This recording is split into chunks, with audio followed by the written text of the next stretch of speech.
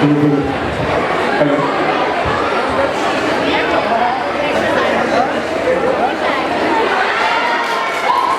यार बुला नहीं गलत से सुन ली उसने। क्या हो गया? भाई ये चले तो पहली बार देखने को मिल रहे हैं। मतलब आप लोगों की फुल अटेंडेंस पहली बार फेयरवेल पे हुई है। भाई तो वो छोड़, ये क्या पढ़ा है?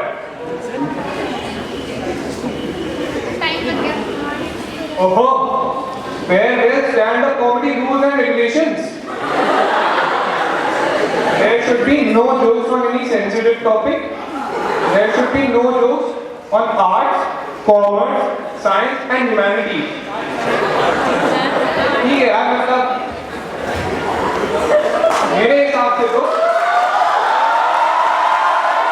अरे भाई ये क्या कर रहे हैं? भाई फेयरवेल की हमें एक साल लगे और रहना है। टिकट भी दो भाई। यार ये तो मैंने नोटिस किया है, फेयरवेल के टाइम पे डांस डिपार्टमेंट के बच्चों में अलग एटीट्यूड आ जाता है यार.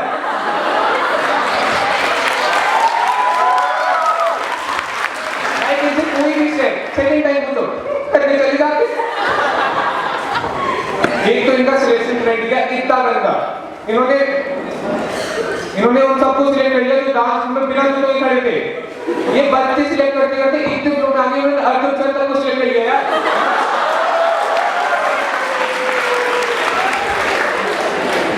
एक तो मेरी डांस की प्रैक्टिस में सबसे बड़ी गलती हो गई, मैं स्टेज पे जूतों के साथ चढ़ गया. भाई इनको हार्ट अटैक आ गया, इनका एकदम ऐसे रिएक्शन. मुझे लगा स्टेप में मैंने इम्प्रोवाइज कर दिया.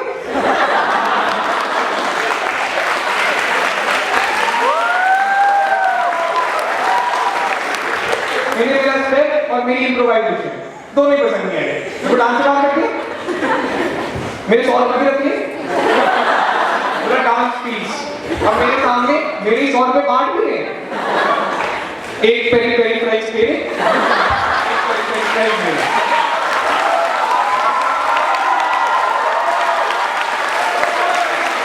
उन्होंने मेरे साथ साथ इसको भी निकाल दिया.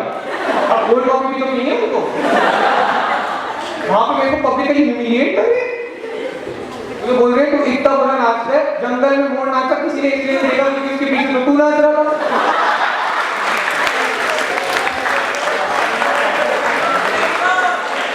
और एक तो फालतू में इतने बड़े बड़े वर्ड्स फेंके ग्रुप पे लेके everybody should be present for the choreography tomorrow.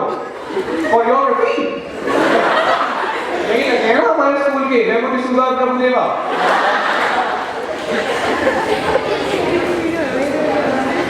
यार एक तो ये लोग इतनी कैजुअली पूछते हैं कुछ भी. वहां पे मेरे से पूछ रहे तुझे फ्लिप मारनी आती है? ये क्या बात होती है भाई, अभी सड़क पे कार मार के आ रहा हूं मैं. भाई एक बच्चे ने उस पर भी हाथ उठा दिया. मेरे को कॉम्प्लेक्स आ गया. मैं सीधा लगा के गूगल किया how to back in 10 minutes. Google पे एक कुछ भी सर्च कर लो तो आपको सीधा डिफरेंस लेने को बोल देता है. फिर मैं मेरे को सिखाया गया कि आपका ना बेस स्ट्रांग होना चाहिए. तो मैं 2 दिन तक डिफरेंस लेता रहा. अब इस AQI में 2 दिन तक डिफरेंस नहीं. मुझे खांसी हो गई. अब क्या इज्जत रहेगी कि मेरी फील्ड बैकफ्लिपर्स कम्युनिटी में. वहां लोग बोल रहे हैं हमने बैकफ्लिप मारते मारते अपनी कॉलर भूल ही उड़वा ली. और मैं यहाँ पे उनसे पूछ रहे हैं कि तूने क्या किया? भाई खांसी.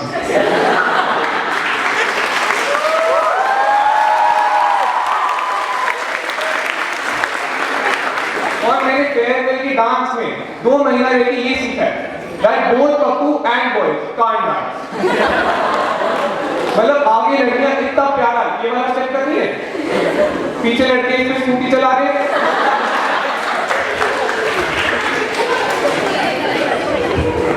यार स्कूल एक ऐसी जगह है ना जहाँ पे आपको कॉन्स्टेंटली करेक्ट किया जा रहा होता है. लाइक अगर मैं कभी तेज चल रहा हूँ तो मुझे बोलेंगे बेटा वॉक सुनो. अगर मैं कभी धीरे चल तो मुझे बोलेंगे बेटा बाय एलिवेशन में अपना टाइम हो गया. और अगर मैं अपनी सबसे अच्छी वॉक भी दे रहा हूँ, मैं यहाँ पे ना वॉक कर दूँ मैं, तो भी पीछे से आवाज आएगी बेटा please wear school shoes.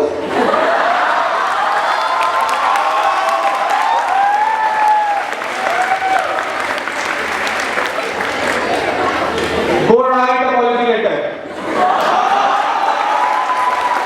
500 words. तो मैंने लिखा 500 वर्ड का अपॉलजी लेटर. बस कह दो शगुन होता है.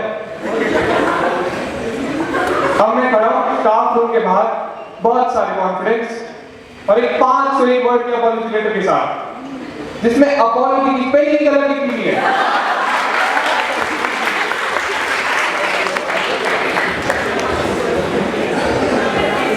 एक तो आज तक मेरी लाइफ में क्या चल रहा है ना कि मेरे किसी भी फ्रेंड से ज्यादा एक ही चीज को पता है,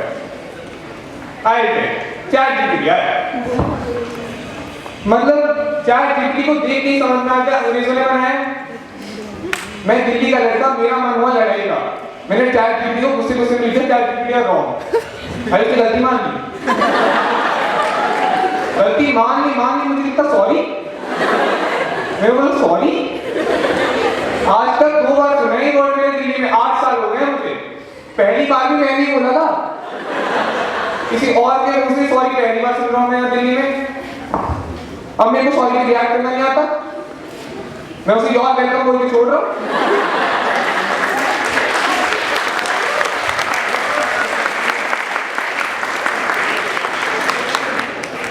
अगर ChatGPT किसी दिल्ली वाले ने बनाया होगा ना तो सीधा सामने से उसका रिप्लाई आता, तू जानता है मेरा बाप कौन है?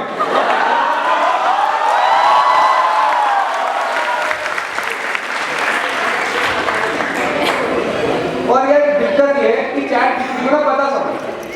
मैंने एक बार में इसको वापस मेरा लड़ाई करूंगा, मैं दिल्ली का लड़का, मैंने उससे लड़ाई के लिए कहा ChatGPT तू जानता है मेरा बाप कौन है? उसे बता दिया, इतना ज्यादा बता दिया, 2-3 बातें तो मुझे नहीं पता अपने पापा के बारे में, ChatGPT बता दिया। अब मैं पापा से जाके पूछ रहा हूं, पापा आपने गोवा में 2 प्रॉपर्टी कब खरीदी? एक तो यार इन्होंने बोला था कि फेयरवेल 1:30 बजे शुरू होगा, अभी 4 बज गए हैं।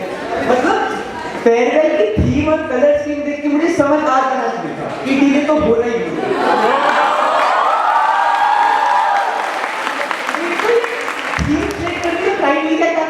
कि न्यूज़ खोला, जो भी नई चीज थी उसे थीम बना दिया। भाई अच्छी चीज ये है कि जब उन्होंने न्यूज़ खोला तो डायपर की ऐड नहीं आ गई थी, वरना यहाँ पे प्लेन की जगह मैंने को पैंट्स कर देते हैं। तो यार मैंने आप लोगों से एक चीज बहुत अच्छे से सीखी है, आपको पता है क्या?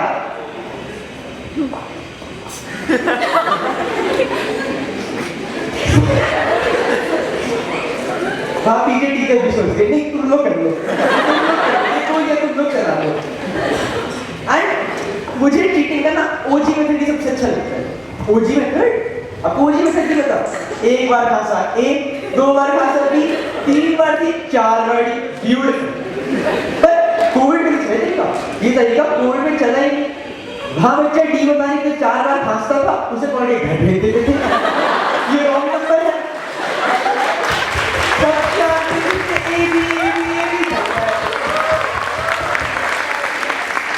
एक तो मेरी सारी टीचर से एक हम्बल रिक्वेस्ट है, पर्रों को चीटिंग ना माना जाए। यार ये तो हमारा सपोर्ट सिस्टम होते हैं। कभी देखा है किसी ने गांधी जी से उनकी छड़ी छीन ली हो?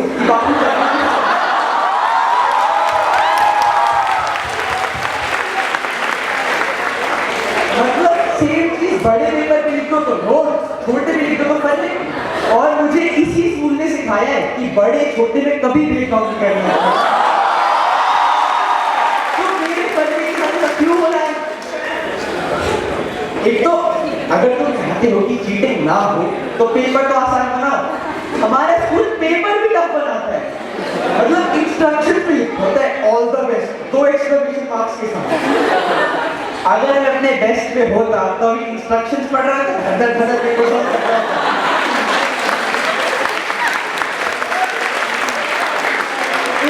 ये ऑल द बेस्ट मेरे जैसे बच्चों के लिए बहुत अच्छा है चीज। क्यों? भाई मैं उस दिन डेट में डेट ऑफ बर्थ लिख कर आ गया, मुझे तो कुछ फर्क नहीं पड़ा। टीचर सोच के 2009 में बर्थ पेपर देकर आ गया। एक तो पेपर से पहले चल जाओ, सारे टॉपर्स का सेम एटीट्यूड होता है। अबे भाई कुछ क्या, भाई फेल फिर 3 एग्जाम में देखो 6 पेन और 3 लेक्चर शीट के साथ बैठे होते हैं। मैं ऑलरेडी डरा हुआ हूँ यार, 5 MCQ लगातार से आ रहे हैं, उसमें से भी सही सी को डी बना कर आ रहा हूँ। इमेज देख के और घबराहट होती है कि यार अब तो मुझे भी एक्सेल शीट मांगनी पड़ेगी। मैं लास्ट के 2 पेजेस ब्लैंक छोड़ के एक्स्ट्रा शीट मांगूंगा। एक तो हम सबकी लाइफ में वो दोस्त तो होते ही होते हैं ना कि अगर आज हम उनके साथ ना होते तो ईगे सी बढ़ रहे होते। लाइक इन लोगों की पहचान क्या होती है? व्हाट्सएप में बायो होता है, hey there I am using WhatsApp. 6 foot से छोटे होते हैं, चश्मा पहनते हैं और ब्लू कलर की चीजों में घूमते रहते हैं।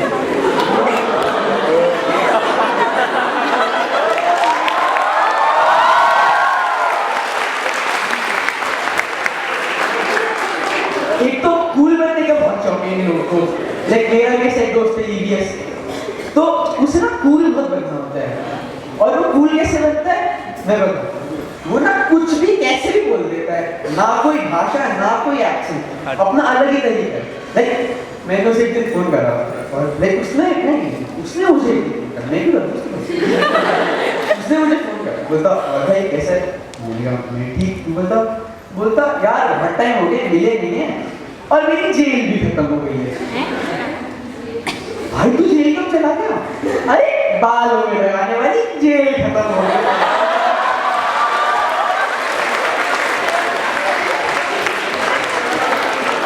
यार इतना हंसो मत, 2 महीनों में बोर्ड से आपके स्टैंडर्ड 50 से पास किए होते।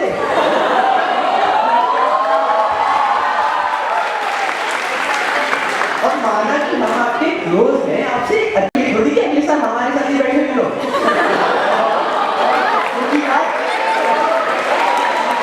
पिन पॉइंटिंग नहीं चलेगी, आप पे कोई पिन पॉइंटिंग नहीं चलेगी। मम्मी मना कि आपने नहीं मना। क्योंकि यार फेयरवेल एक ऐसी चीज होती है जो लाइफ में एक बार मिले तो ही अच्छा लगता है, दूसरी बार तो मुंह छुपा के घूमना पड़ता है। खैर जब भी मैं अपनी स्कूल लाइफ के बारे में सोचता हूँ ना, मुझे वो एक लाइन याद आती है कि मैं चला था अकेले जनाबे मंजिल में, मगर लोग साथ आते गए और कारवा बनता गया।